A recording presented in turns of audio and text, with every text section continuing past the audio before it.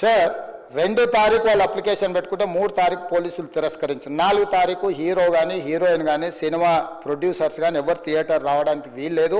ఈ థియేటర్లో మేము సెక్యూరిటీ ఇవ్వలేము. ఈ థియేటర్కు ఉన్నది ఒకటే దారి. ఈ దారిలో ఇంతమంది వేలాది మంది అభిమానులు వచ్చినప్పుడు మేము కంట్రోల్ చేయలేము, వద్దు అని తిరస్కరించారు.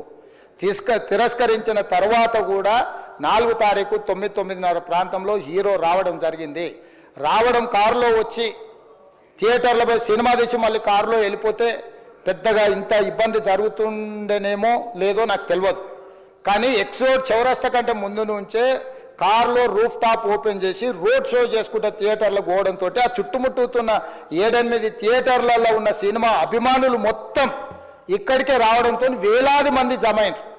ఆ గేట్ ఒక్కసారి హీరో కారు లోపలికి పంపించడానికి ఆ ఉన్న గేటు తెరవడంతో వేలాది మంది ఒక్కటేసారి ఉప్పెనలాకు వచ్చారు.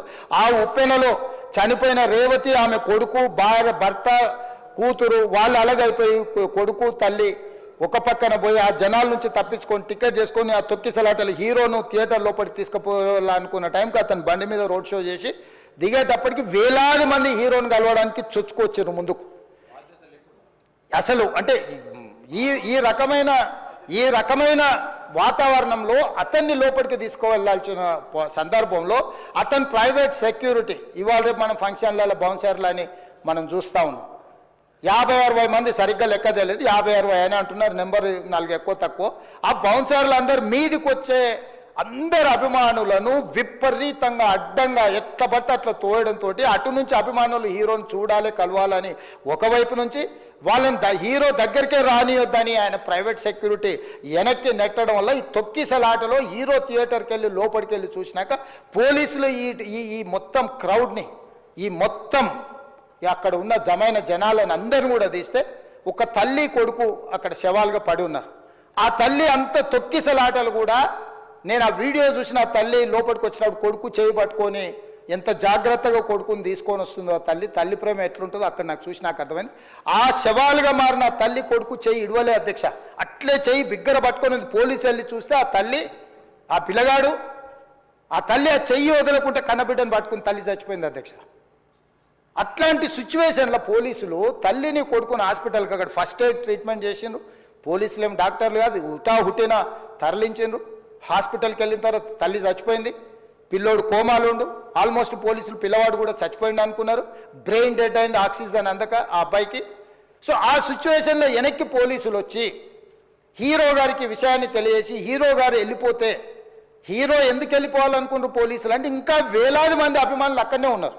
హీరో గారు థియేటర్లో కూర్చొని ఉండడం వల్ల సినీ ప్రముఖులు ఉండడం వల్ల ఈ బయట జమైన వేలాది మంది అభిమానులు అక్కడ నుంచి పోకుండా అక్కడనే ఉండడంగా థియేటర్ లోపల కూడా బాల్కనీలో టాప్ బాల్కనీలో హీరో కూర్చుంటే నేల కింది నుంచి పై వరకు వెనక్కి తొక్కుట పైకెక్కి హీరోకి చేతులు కలపాలని కోతులు ఎగబడ్డట్టు కోట మీదకి కోతులు ఎగబడ్డట్టు ఉల్టా పైకి తొక్కిసలాట జరిగింది అధ్యక్ష. థియేటర్ వాళ్ళు పోలీసులను హీరో దగ్గరికి వెళ్ళి చెప్పడానికి కూడా అనుమతి ఇవ్వకుండా థియేటర్ వాళ్ళు పోలీసులను బ్లాక్ చేశారు అధ్యక్ష. ఎప్పుడైతే హాస్పిటల్లో తల్లి చచ్చిపోయిన పిల్లగాడు కూడా ఆల్మోస్ట్ చావు నోట్లో ఉన్నాడు అని తెలిసి పోలీసులు వచ్చి ఏసీపీ వెళ్ళి చెప్పడానికి పోతే థియేటర్ సిబ్బంది లేదు హీరో దగ్గరికి వెళ్ళడానికే వీలేదని చాలాసేపు పోలీసులను కూడా హీరో దగ్గరికి పోనీయలేదు అధ్యక్ష వాళ్ళ ప్రైవేట్ వీళ్ళు. చివరికి ఏసీపీ కోపం వచ్చేసి మిమ్మల్ని అందరిని తీసి లోపల వేయాల్సి వస్తుందని అని చెప్పి పోయి హీరోకు ఏసీపీ క్లియర్గా ఇద్దరు చనిపోయినరు, మీరు ఇక్కడ కూర్చుంటే థియేటర్లోనగా థియేటర్ బయట ఉన్న వేలాది మంది ఈ సినీ అభిమానులను మేము కంట్రోల్ చేయలేకపోతున్నాం, ల్యాండ్ ఆర్డరు శాంతి భద్రతలు దాటిపోయినాయి, మేము లాఠీ చార్జ్ చేయాల్సిన పరిస్థితి ఉంది, మీరు దయచేసి వెళ్ళిపోండి, వచ్చిండ్రు చూసిండ్రు కదా వెళ్ళిపోండి అంటే లేదు నేను సినిమా అయిపోయే వరకు ఇట్లే కూర్చుంటానని పోలీసులతో చెప్పిండని సిటీ కమిషనర్ నాకు చెప్పడం జరిగింది అధ్యక్ష.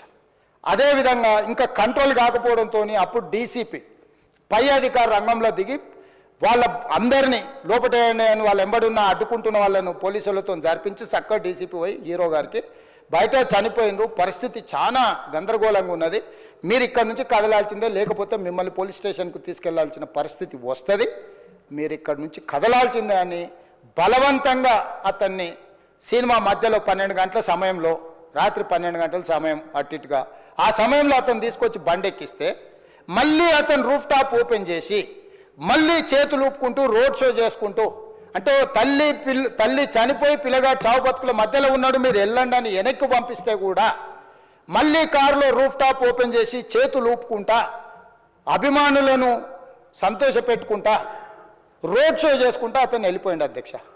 పోలీసులు కేసు చేసిరు, కేసు మీద థియేటర్కి సంబంధించిన కొంతమందిని అరెస్టు చేసిరు. అరెస్టు చేసి 10-11 రోజుల తర్వాత పోలీసు హీరో గారింటికి వెళ్ళిండ్రు. మీరు కూడా కేసులో A11 మీ మీద కేసు ఉందని చెప్పడానికి పోలీసులతో దురుసుగా ప్రవర్తించిండు. మీరు ఆ వీడియోలన్నీ కూడా చూసిండ్రు. ఆ పరిస్థితిలో చట్టాన్ని అమలు చేసే పోలీసులు ఆల్రెడీ ప్రాణాలు పోయినాయి, ఒక నిరుపేద తల్లి చనిపోయింది, కొడుకు చావు బతుకుల మధ్యలో ఉన్నాడు. ఆ రోజు కోర్టులో కేసులు కూడా వస్తున్నాయి. కోర్టుకు కూడా మీరు విచారణలు ఏం చేసిండ్రని కోర్టుకు కూడా పోలీసులు జవాబు చెప్పాల్సిన పరిస్థితి ఉండే అధ్యక్ష. దాంతో మాట్లాడితే వాళ్ళు చాలా బాధ్యతారహితంగా సమాధానాలు ఇచ్చారని మా పోలీస్ సిబ్బంది చెప్తున్నారు. దాంతోనే అతన్ని పోలీస్ స్టేషన్ తీసుకెళ్ళారు అధ్యక్ష. ఇక్కడి వరకు ఒక హీరో, ఒక థియేటర్లో జరిగిన సంఘటనలు, వీటన్నిటి నేపథ్యంలో పోలీసులు వాళ్ళ విధి నిర్వహించారు అధ్యక్ష.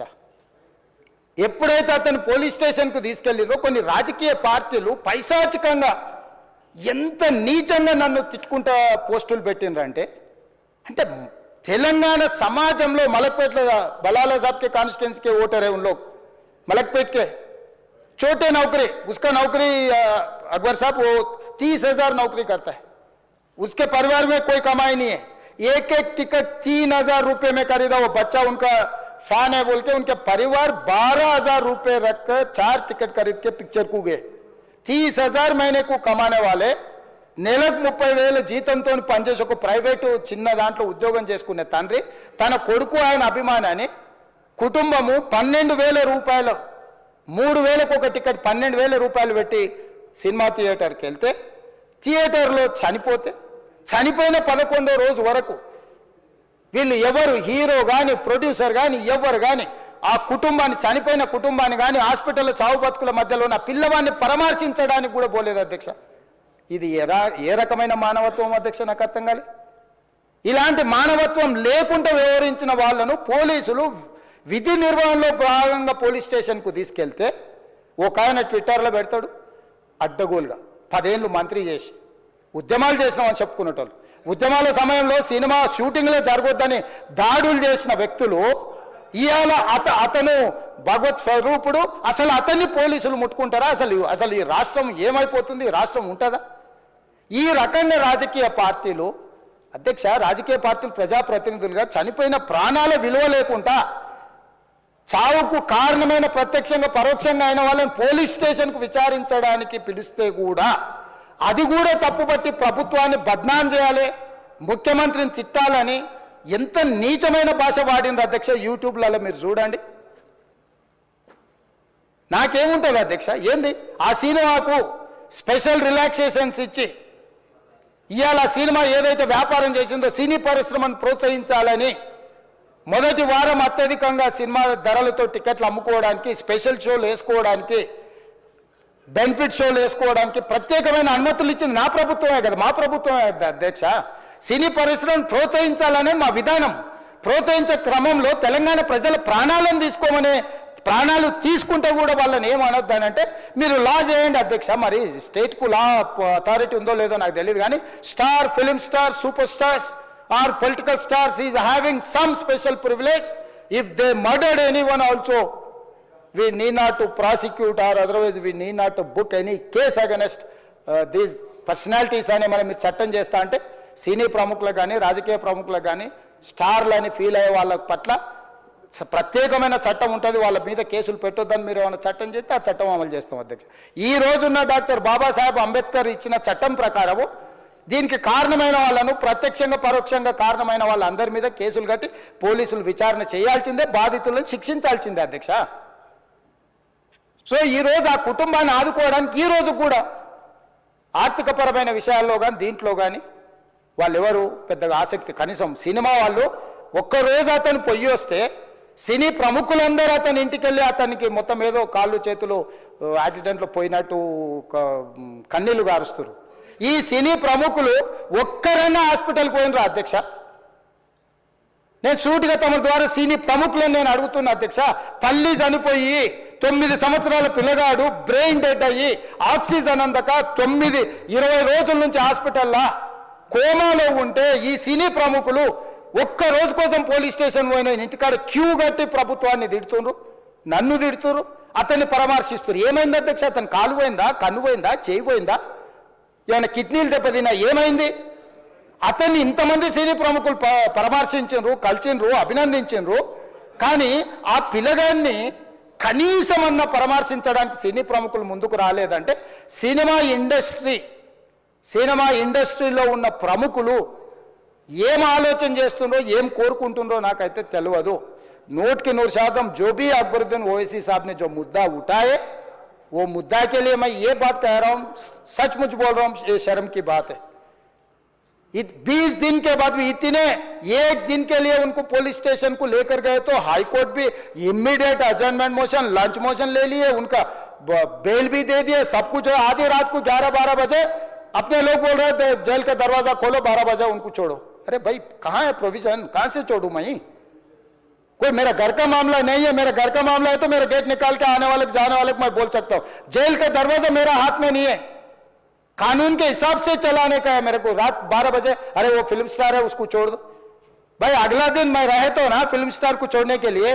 अगर आधी रात को 12 बजे किसी को जेल से छोड़ने का कोई लॉ है तो बोलो, मैं भी लागू करता हूं. तो इसीलिए ये इतने फिल्म स्टार कोई भी दवाखाने तक नहीं गया, छोटे बच्चे को नहीं देखा अकबर साहब. ये अफसोस की बात है, शर्म की बात है. सचमुच बोल रहा हूं मैं. अगर मैं वहां पर जाके देखने के लिए मैं पूरा स्टाफ और मेडिकल एंड हेल्थ सेक्रेटरी, मेरे कमिश्नर, सब टीम को मैं डिप्लॉय कर दिए. सीता और अपने कमीशन चेयरपर्सन सब लोगों को वहां भेज के मैं continuously I monitoring that boy health condition. So ये कैसे कहां जा रहे हैं हम लोग? भाई उन लोगों को जिम्मेदारी दी नहीं है, हम समझ भी सकते है नहीं है, वो बात अलग है. मगर कुछ पॉलिटिकल पार्टीज 10-10, 20-20 साल जो रिप्रेजेंट किए, मंत्री किए, वो लोग मुझे गाली दे रहे हैं. उसके ऊपर कैसा केस लगाते हैं? वो मेरा दोस्त है. भाई आपके लिए, आपके दोस्त के लिए कोई नया कानून बनाना है तो बनाओ, देखेंगे. अरे आपके दोस्त रहे तो 12 खून माफ है क्या? मेरा भाई के लिए भी माफ नहीं है, आपके लिए कहां से माफ करूं मैं? मेरा परिवार के लिए भी कोई नया कानून नहीं है. स्पीकर साहब, मैं ये कुर्सी में बैठा हूं, जो कानून है डॉक्टर बाबा साहब अंबेडकर जी ने जो कानून दिया, कानून के हिसाब से हम सरकार चलाएंगे. जो अकबर साहब ने जो बात दिखा, कुछ प्राइवेट डिस्कशन से, कुछ पब्लिक विजुअल से. जो पब्लिक विजुअल्स में वो वापस जाते वक्त भी हाथ हिलाया, रोड शो किए, आने से पहले किए, जाने से समय पर किए, पुलिस वाले भी उसको जल्दी जाने के लिए कोशिश प्रेशर किए, सब कुछ सच है. मगर उनको तो बेल मिल गए. अभी कानून तो हम मानना ही पड़ता. तो ये हकीकत है, सचमुच है.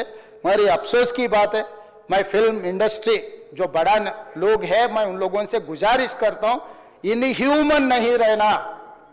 आप बिजनेस कर लो, आप पिक्चर निकालो, पैसे कमाओ, सरकार से इंसेंटिव्स ले लो, सब्सिडीज ले लो, स्पेशल प्रिविलेज शूटिंग के लिए जो होना है वो मांगो. मगर किसी का हत्या होने के बाद, किसी का जान चलाने के बचाने के बाद, किसी का जान लेने के बाद आज स्पेशल प्रिविलेज मांगे तो ये सरकार में नहीं मिलने वाले. मैं जब तक मैं कुर्सी में रहता हूं तब तक नहीं देता हूं. मेरा जिम्मेदारी तेलंगाना आम जनता का जान बचाने का मेरा जिम्मेदारी है. उन लोगों के लिए कोई भी तकलीफ दिए, उन लोगों को कांग्रेस सरकार ने, मेरे सरकार ने छोड़ने वाला नहीं है.